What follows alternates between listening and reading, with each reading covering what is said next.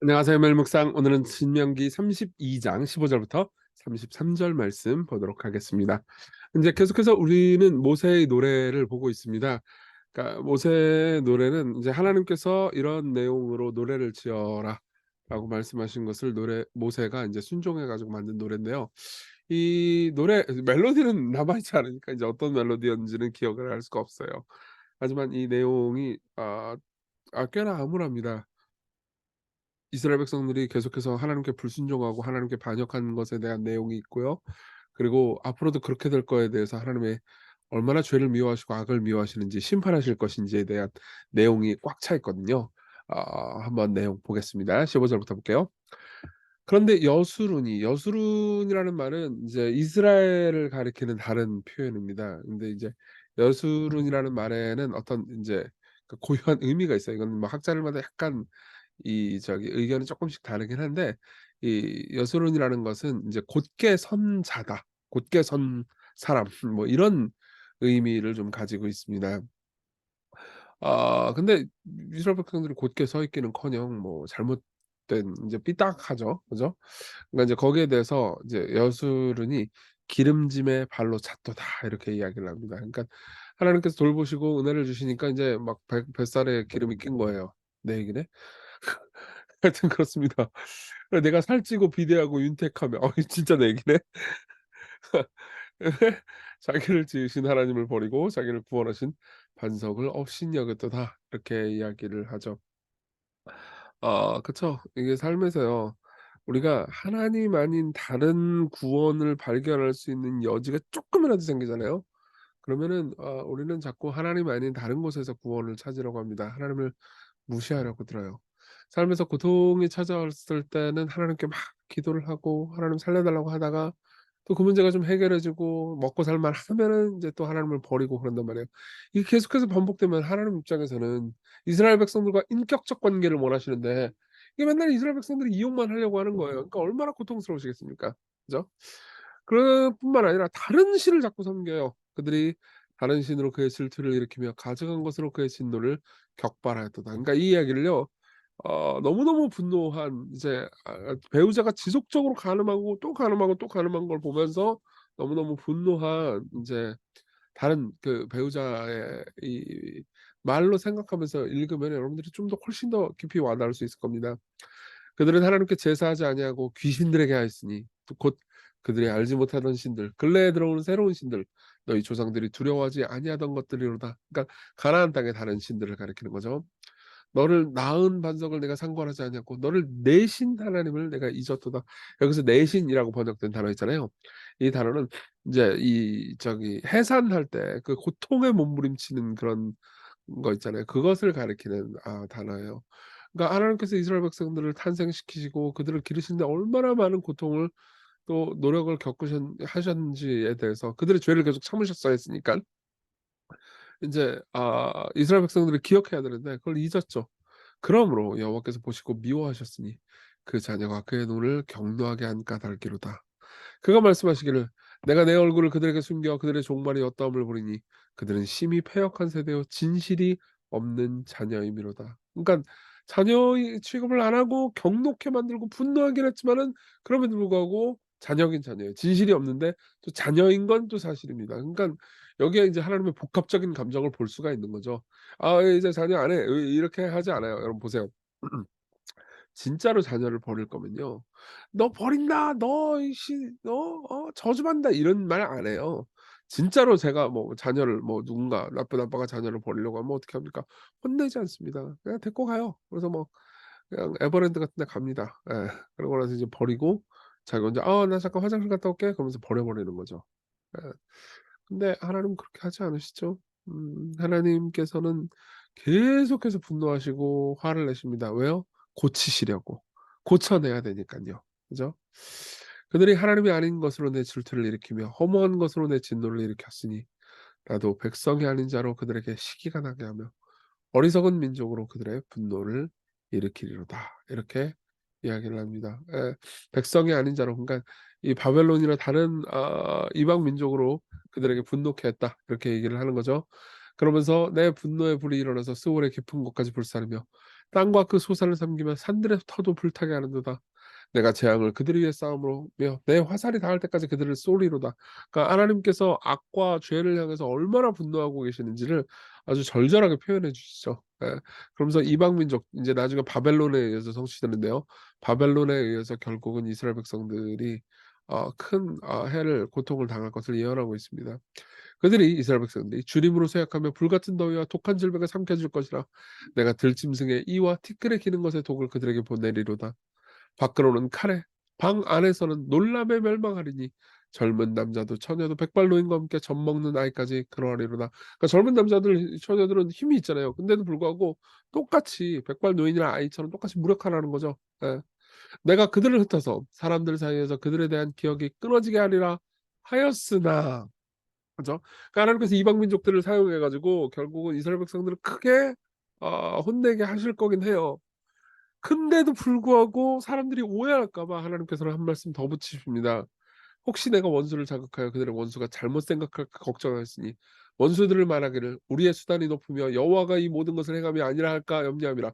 그러니까 원수들이 생각할 때 예를 들면 바벨론이 생각할 때 우리가 이겼네. 우리가 싸움을 잘하고 우리가 이 저기 뭐지 잘나 가지고 우리가 괜찮은 존재라서 이 모든 것들을 정복했지. 이스라엘을 정복했지. 이렇게 생각하면 안 된다는 거죠. 하나님께서 그들의 손에 이스라엘을 붙였기 때문에 그런 것이다. 여러분 잘 들어보십시오. 기독교인들이 예수님을 믿는 사람들이 세상의 박해를 받잖아요. 그것은 세상이 강하다는 걸 의미하는 게 아닙니다. 하나님께서 예수 그리스도를 따르는 사람들을 훈련하시고 또 변화시키기 위해서 세상을 사용하실 뿐이에요. 세상이 내가 더 이 도덕성이 높다.' 이런 식으로 오해하면 안 되는 거죠. 그들은 모략이 없는 민족이라, 그러니까 지혜가 없다는 의미예요. 그들 중에 분별력이 없도다. 만일 그들이 지혜가 있어 이것을 깨달았으면 자기들의 종말을 분별하였으리라. 그들의 반석이 그들을 팔지 아니하였고 여호와께서 그들을 내주지 아니하셨더라면 어찌 하나가 철을 쫓으며 둘이 말을 도망하게 하였으리라. 그러니까 결국은 이스라엘 백성들을 너희들이 만일 이제 앞으로 바벨론이 그 말을 들어야겠죠. 이겼다면 그것은 너희들이 강해서가 아니고 내가 그들을 너희 손에 붙였기 때문이다. 이렇게 이야기를 해 주는 거죠. 진실로 그들의 반석이 우리의 반석과 같지 아니하니 우리의 원수들이 스스로 판단하도다. 이는 그들의 포도나무는 소돔의 포도나무요 고모라의 밭의 소산이라. 그러니까 그들 소돔과 고모라 섬 멸망할 거라는 겁니다. 그들의 포도는 독이 든 포도이니 그 송이는 쓰며 그들의 포도주는 뱀의 독이요 독사의 맹독이라. 결국은 자체적으로 망해 버릴 거다. 그들이 함정에 빠질 것이다. 자기 자신의 꾀에 빠질 것이다. 결국은 그들도 저주받을 것이다. 이렇게 이야기를 하는 거죠. 자, 여기까지 내용 좀 정리해서 적용을 해 보겠습니다. 첫째로는 하나님이 얼마나 악을 미워하시는지를 보는 겁니다. 여러분 보세요. 우리가 읽기 좀 이렇게 좀 거북한 본문이었죠. 근데 하박국도 비슷해요. 하박국이 사실 이 지금 우리가 읽은 이 본문의 내용하고 되게 비슷한데요. 하박국은 이런 내용입니다. 하박국이라는 선지자가 하나님한테 항변을 합니다. "하나님, 이 이스라엘 백성들 너무 타락했습니다. 예. 여호와여, 내가 부르짖어도 주께서 듣지 아니하시니 어느 때까지입니까? 내가 강포로 말미암아 외쳐도", 강포는 폭력을 가리켜요.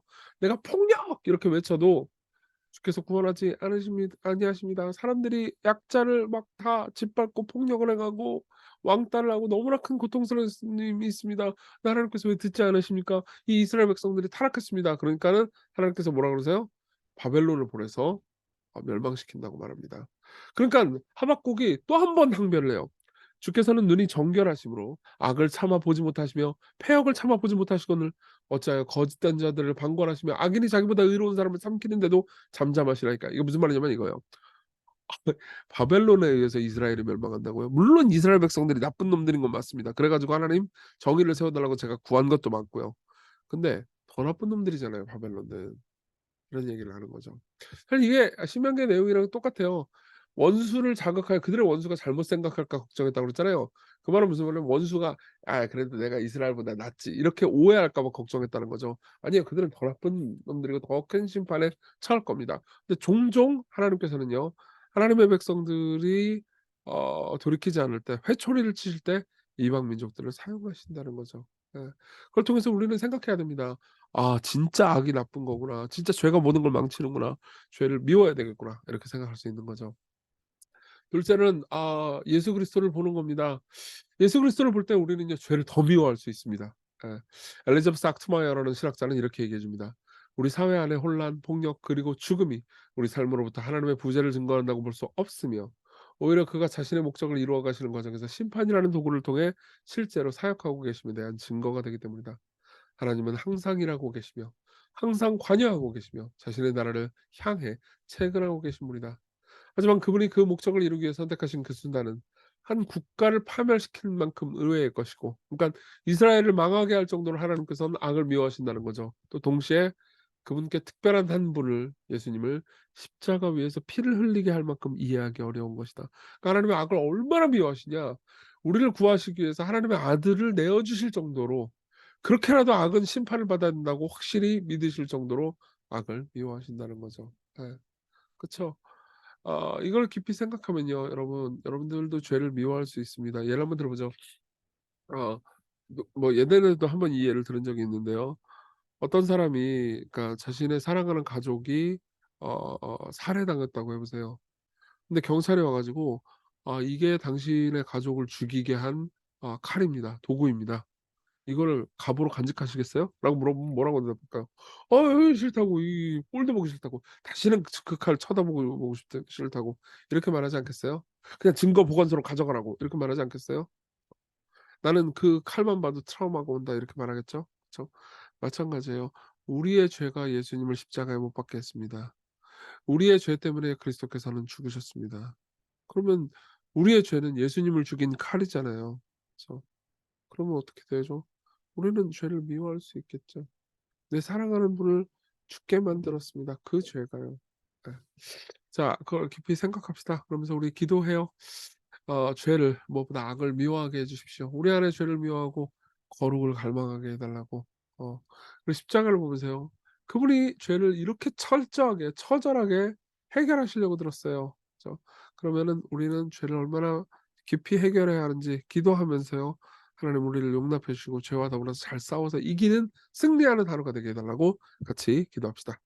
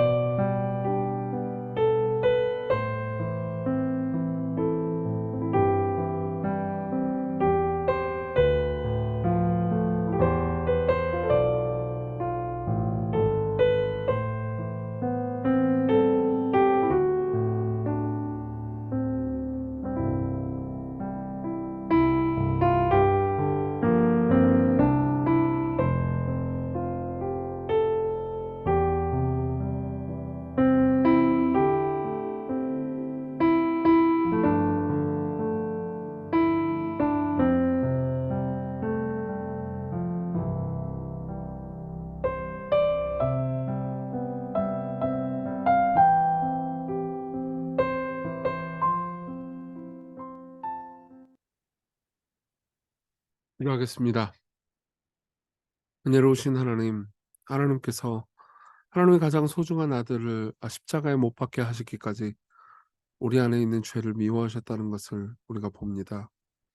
우리도 십자가를 바라보면서 죄를 미워하고 승리하는 하루 보내게 해주세요. 예수님 이름으로 기도했습니다. 아멘. 네, 하나님의 은혜 안에서 오늘 승리하는 하루 보냈으면 좋겠습니다.